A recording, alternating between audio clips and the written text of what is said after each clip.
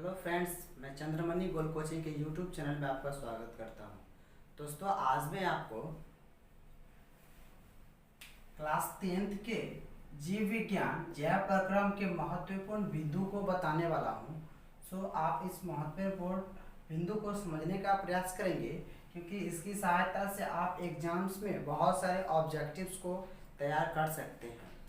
इसकी सहायता से ऐसे बहुत सारे ऑब्जेक्टिव होते हैं जिनका निर्माण किया जा सकता है।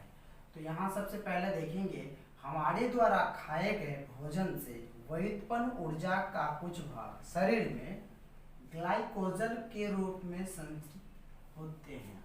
इट मीन्स कि ऑब्जेक्टिव में पूछा जा सकता है कि ग्लाइकोजन क्या है, एक तरीका से। दूसरा पूछा जा सकता है कि हमारे शरीर में खाए गए भोजन से व्युत्पन्न ऊर्जा का कुछ भाग शरीर में जो संचित रहता है उसे क्या कहते हैं। या पूछा जा सकता है, निम्न में से कौन ऊर्जा का कुछ भाग हमारे शरीर में संचित रहता है। तो हम टिक लगा सकते हैं ग्लाइकोजन पर। और दूसरा नोट्स है, प्रकाश संश्लेषण के लिए 4 तरह के तत्व की आवश्यकता होती है: जल, chlorophyll, CO2, carbon dioxide, Surya Prakash.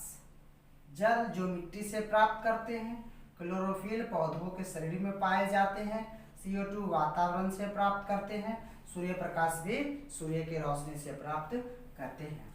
उसके बाद क्लोरोफिल क्लोरोप्लास्ट में पाए जाते हैं। ये भी आपका ऑब्जेक्टिव बन सकता है, पूछा जा सकता है क्लोरोफिल कहाँ पौधों के किस भाग में पाए जाते हैं। तो क्लोरोफिल क्लोरोप्लास्ट में पाए जाते हैं। उसके बाद है, पत्ते की सतह पर सूक्ष्म छिद्र होते हैं जिन्हें रंध्र कहते हैं। ये भी पूछा जा सकता है, रंध्र किसे कहते हैं, या पत्ते के मुंह पर जो छिद्र होते हैं उसे क्या कहते हैं। पत्ते की सतह पर जो छिद्र होते हैं, निम्नलिखित में से उसे क्या कहते हैं। आपको 4 ऑप्शन दे दिए जाएंगे, उसी 4 में से एक को चुनना होगा। तो इसको जानने के बाद आप आसानी से रंध्र पर टिक लगा सकते हैं। उसके बाद है, गैसों का आदान प्रदान अक्सर रंध्र द्वारा होते हैं। गैसों का आदान प्रदान पौधों के सतहों से भी होते हैं, तना से भी होते हैं, पत्तियों से भी होते हैं, लेकिन अक्सर गैसों का आदान प्रदान पौधों के रंध्र द्वारा ही होते हैं। जैसे जब प्रकाश संश्लेषण की प्रक्रिया पूरा होते हैं, तो प्रकाश संश्लेषण की प्रक्रिया को पूरा करने के लिए पौधे कार्बन डाइऑक्साइड को वातावरण से रंध्र के माध्यम से ही प्राप्त करते हैं, अवशोषित करते हैं। और जब जल को 2 भागों में बांट देते हैं, ऑक्सीजन और हाइड्रोजन, तो ऑक्सीजन को भी त्यागने का काम रंध्र द्वारा ही होता है। और ऑक्सीजन पेड़ पौधों के लिए अपशिष्ट चीज हो सकते हैं, उत्सर्जी पदार्थ, जिनका इस्तेमाल हम लोग श्वसन के रूप में करते हैं।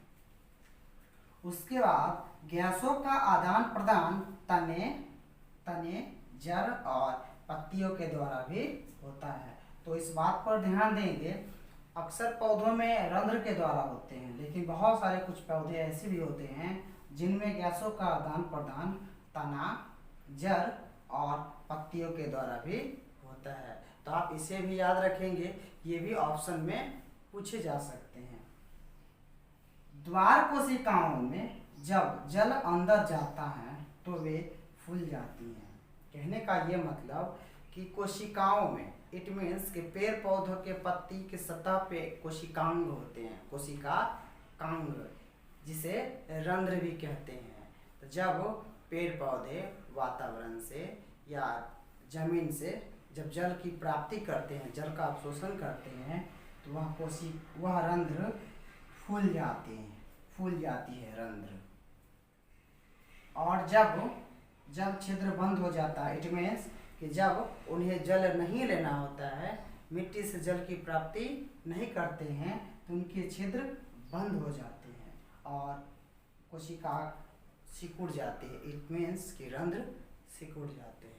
आप इतना याद रखेंगे कि जब पौधे जल की प्राप्ति जमीन से, मिट्टी से करते हैं, तो वह फूल जाती है, जल पाकर फूल जाती है, और जब जल की प्राप्ति नहीं करते हैं, कोशिकांग बंद होते हैं, तो वह सिकुड़ जाती है।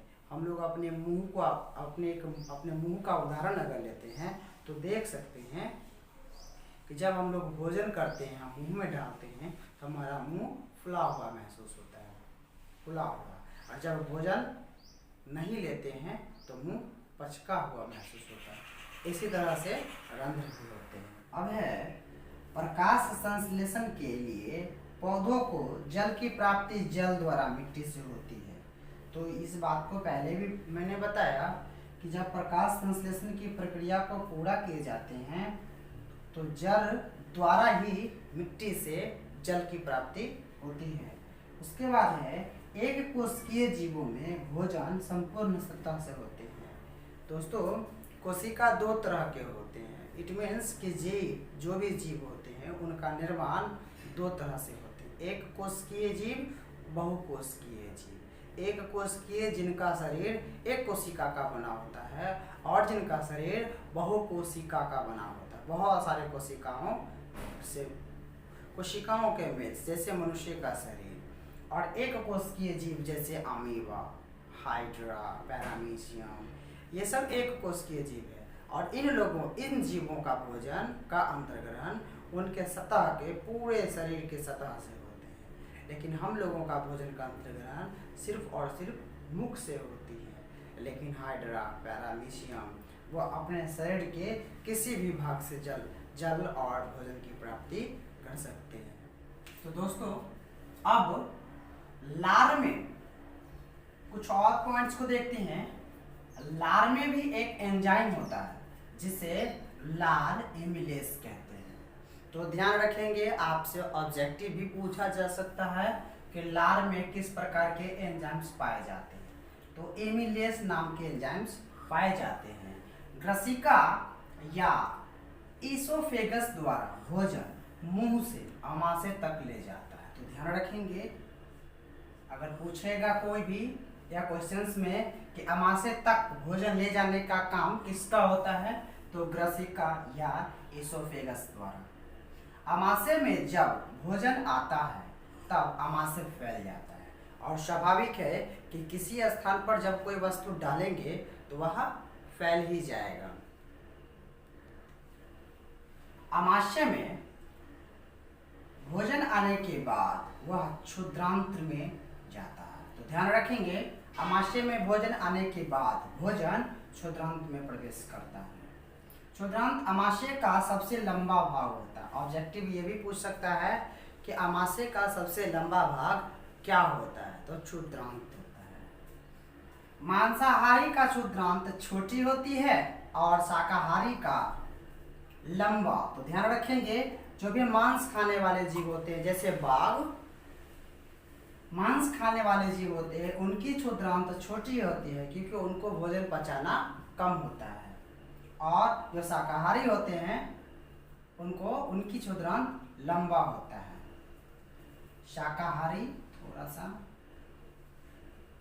कार्बोहाइड्रेट, वसा तथा प्रोटीन का पाचन स्थल क्षुद्रांति होता है।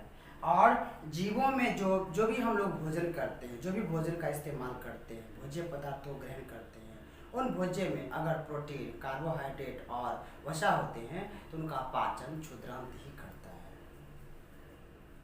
दीर्घरोम भोजन को अवशोषित करके कोशिकाओं तक पहुंचाते हैं, और उसके बाद क्षुद्रांत के बाद हमारे शरीर में कुछ दीर्घरोम होते हैं जो कि बहुत सारे असंख्य होते हैं और उंगली के तरह होते हैं, उभरे उभरे से पूरे शरीर में।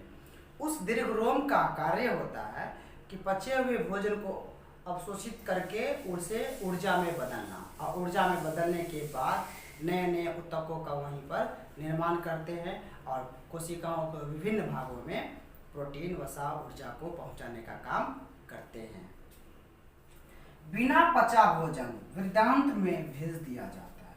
अब दीर्घरोम जब भोजन को पचा लेते हैं तो कुछ अन्य पदार्थ भी होते हैं, अन्य पदार्थ जो कि शरीर के लिए अनुपयोगी होते हैं, वो क्या करते हैं, दीर्घरोम के बाद वृद्धांत में भेज दिया जाता है।